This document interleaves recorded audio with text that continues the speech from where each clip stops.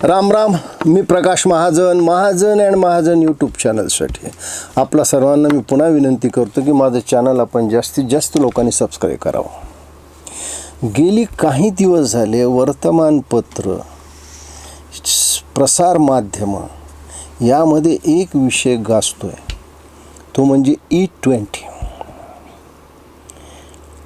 पेट्रोलमध्ये ethanol 20% मिसळून पेट्रोलची दर लिटर किंमत कमी करून त्याचा ग्राहकालाही फायदा व्हावा, प्रदूषणही कमी व्हावं. इथेनॉल उत्पादनामुळे शेतकऱ्यांनासुद्धा फायदा व्हावा, म्हणजे ऊस उत्पादक जे शेतकरी त्यांना फायदा व्हावा. परदेशात, फार देशाची यात नाव नाही, त्यात ब्राझीलचं एक नाव आहे. युरोपियन कंट्रीमध्ये कुणी इथेनॉल मिसळतं अजून ही बातमी पुढे आलेली नाही. पण आपल्या भारतामध्ये गेल्या काही दिवसात याच्यावर खूप गदारोळ उठला. मग गाड्या खराब होतात, ॲव्हरेज कमी येतं, अगदी विविध प्रकारचे आरोप, त्याच्यात सत्यता असत्यता हा खूप एक किचकट विषय झालेला आहे. पण या विषयामध्ये प्रामुख्यानं एका व्यक्तीचं नाव येतं आहे, ते म्हणजे आपल्या देशाचे रस्ते विकास मंत्री, परिवहन मंत्री माननीय नितीन गडकरी अत्यंत नशीबवान व्यक्ती. गंगाधर पंत फडणवीसाचं दुर्दैवी निधन काय व्हावं आणि नागपूर पदवीधरची जागा रिकामी काय व्हावी, तिथे गडकरीची वर्णी काय लागावी, गडकरीने निवडून काय यावं. संघाचा प्रचंड पाठिंबा असलेली ही व्यक्ती. मला आठवतं की गंगाधर पंत फडणवीस गेल्यानंतर ज्यावेळेस नितीन गडकरीचं पदवीधरमध्ये उमेदवारी जाहीर झाली, त्यावेळेस प्रमोद महाजन असं म्हणले होते की नितीन, देवेंद्र मोठा होईपर्यंत ही जागा तुला सांभाळायची आहे. त्यातले ऐकणारे बरेच आहेत, पण आज समोर येऊन सत्य कोणी बोलेल का नाही मला माहीत नाही. मग युतीचं राज्य आलं आणि युतीच्या राज्यात सुरुवातीचे काही काळ थोडा कठीण गेला.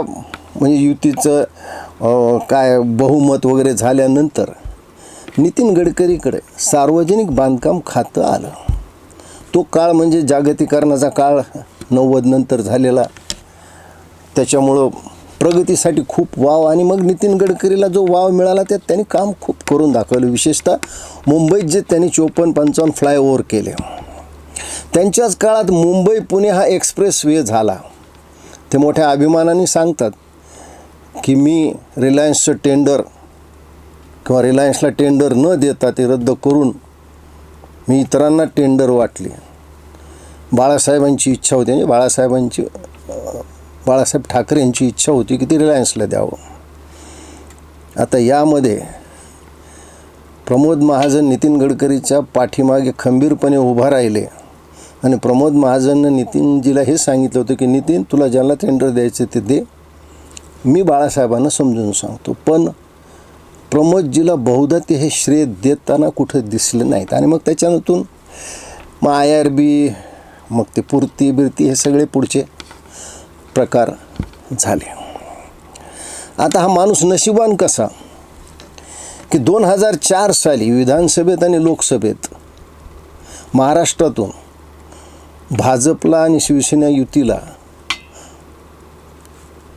बहुमत मिळालं नाही, म्हणून स्वर्गवासी गोपीनाथराव मुंडेचं प्रदेशाध्यक्षपद काढून घेण्यात आलं आणि नितीन गडकरीची नेमणूक झाली. आता बघा, 2009ला लोकसभेला जास्ती जागा महाराष्ट्रातून मिळाल्या नाहीत आणि विधानसभेत राज्य आलं नाही, तरीही गडकरीचं प्रमोशन होऊन ते अखिल भारतीय अध्यक्ष झाले. आणि अखिल भारतीय अध्यक्ष झाल्यावर त्यांनी अक्षरशः एकाधिकारशाहीच गाजवली. हे त्यावेळेसच्या सगळ्या बातम्या काढल्या तर लक्षात येईल. म्हणजे अखिल भारतीय अध्यक्ष असताना असं म्हणतात की त्यांनी पक्षासाठी का होईना अध्यक्षासाठी स्वतंत्र असं एक विमान घेतलं होतं. आणि त्यावेळेस नागपूर एक सत्तेचं केंद्र होतं, कारण गुजरातमधून कर्नाटकमधून मुख्यमंत्री मंत्री यायचे. ते सगळं हे झालं. दुर्दैवाने ते पुढे का त्यांना कंटिन्युएशन मिळालं नाही त्यांना माहिती. 2014ला सत्ता आली आणि मग सत्तेत अजून एक अशी व्याख्या अफवा त्यावेळेस होती की स्वर्गीय गोपीनाथरावला मंत्री केलं नाही तर त्यांना मंत्री करा, नाही तर आम्हालाही करू नका, असं गडकरी म्हणले आहे. काय तर पेपरचं नाव घेत नाही, तो पत्रकार आहे, मला माहिती आहे. मग एक आपली महती कशी वाढवायची, ज्याला एक हिंदीत म्हण आहे, आपने मुँह मियाँ मिठ्ठू, म्हणजे स्वतःची तारीफ स्वतः कशी करायची. हे गेले काही दिवसापासून तुम्ही आठवता, म्हणजे आज तकनं सुद्धा फार मोठी प्रदीर्घ मुलाखत त्या श्वेता सिंग, बहुतेक तिचं नाव आहे, तिने घेतलेली आहे. आता आजचा विषय का मी याच्यावर बोलतो आहे की एक काळ आम्हाला, आजही गडकरीच्या कामावर आम्हाला अभिमान आहे. आजही महाराष्ट्रातले आणि देशातले रस्ते हे गडकरीमुळंच चांगले झालेले आहेत. पण या श्रेयवादातून एक जो अहंकार निर्माण झाला आणि नंतर जे आत्ता काही रस्त्याची दुरावस्था झाली, जे लोक समोर आणत आहेत, तर अपयश कुणाचं.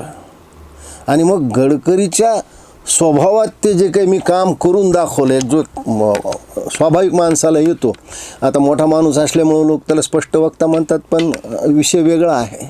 आत्ता रस्त्यांची जी दुरावस्था आहे, म्हणजे दिल्ली देहरादून रस्ता, त्याच्यावर फार लोक विशेष प्रतिक्रिया देत आहेत. पण एका कारणामुळं गडकरी अजून गाजत आहेत. ते कारण असं आहे की पेट्रोलमध्ये इथेनॉल किती % मिसळावं. खरं म्हणजे हे खातं गडकरी साहेबांचं नाही, या खात्याचे मंत्री हरदीप सिंग पुरी आहेत.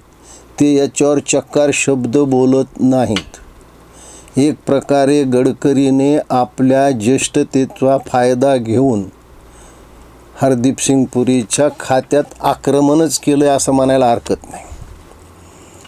आणि मग गडकरी सांगू लागले की कसं मिसळलं पाहिजे. मग ते आता काही अफवा उडणारी बस आणणार आहे, हे आणणार आहे, ते आणणार आहे, आम्ही सॅटेलाईटमधून सर्वे करतो, काय सगळं ते त्याचा आता कसा काय त्याच्यावर विनोद व्हायलेत, त्याच्यावर वाईट प्रतिक्रिया यायल्यात. पण याची जिम्मेदारी कोणी घ्यायची. तुम्ही पेट्रोलमध्ये इथेनॉल मिसळलं हा प्रयोग अख्ख्या देशावर का करताय.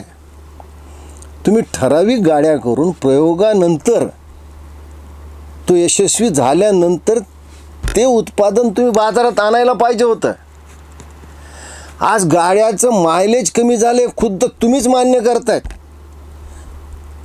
मग मला सांगा याचा दोषी कोण आहे. जर आपल्या खात्यात दुसऱ्या कोणी मंत्र्याने असा हस्तक्षेप केला असता तर तो तुम्हाला चालला असता का. मग तुम्हीच का पुढाकार घेताय. पेट्रोलियम मंत्रालय आहे ते बोलेल ना याच्यावर काय बोलायचं आहे ते.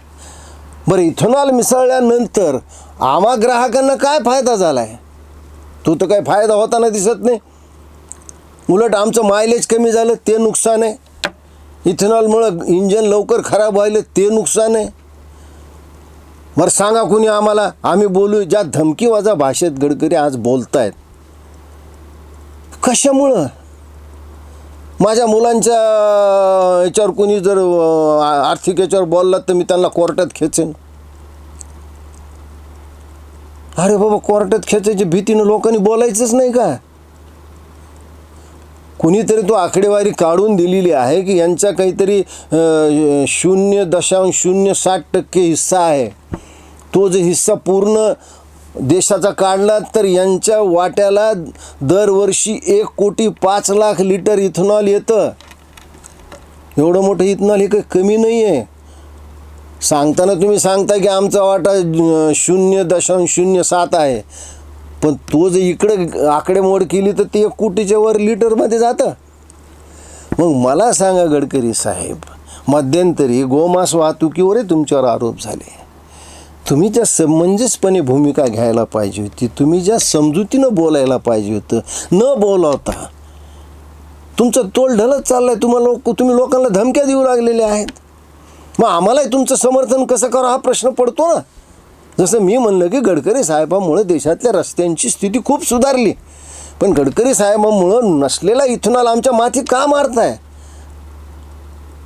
आम्हाला आमचं निवडू द्या ना. आम्हाला E20 घ्यायचं का साधं पेट्रोल घ्यायचं, आम्हाला निवडू द्या. जर E20 घेऊन जर भाव तोच असेल तर आम्ही कशाला E20 घेऊ. आणि ज्या खातं तुमच्याकडे नाही त्या खात्यात तुम्ही का ढवळाढवळ करताय. ही लोकशाहीला घातक आहे. आज विरोधक गप्प आहेत का? गप्प आहेत, त्यांचं राजकारण वेगळं, याच्यावर मी फार बोलणार नाही. पण गडकरी साहेब आज जी काही गेली 8-10 दिवसात चर्चा चालू राहिली, तर माझ्यासारख्या मोदीवर प्रेम करणाऱ्या, हिंदुत्वावर प्रेम करणाऱ्या माणसाला ही भीती आहे की उद्या या गोष्टीमुळं 2029ला भाजपला फटका बसू नये. आपले अत्यंत चांगले मित्र आहेत राज ठाकरे यांनी सुद्धा नाराजगी व्यक्त केली की गडकरीकडे खातं नाही, गडकरी का बोलतायत. आता राज ठाकरे साहेब काय सांगावं, गंदा है पर धंदा है. धन्यवाद.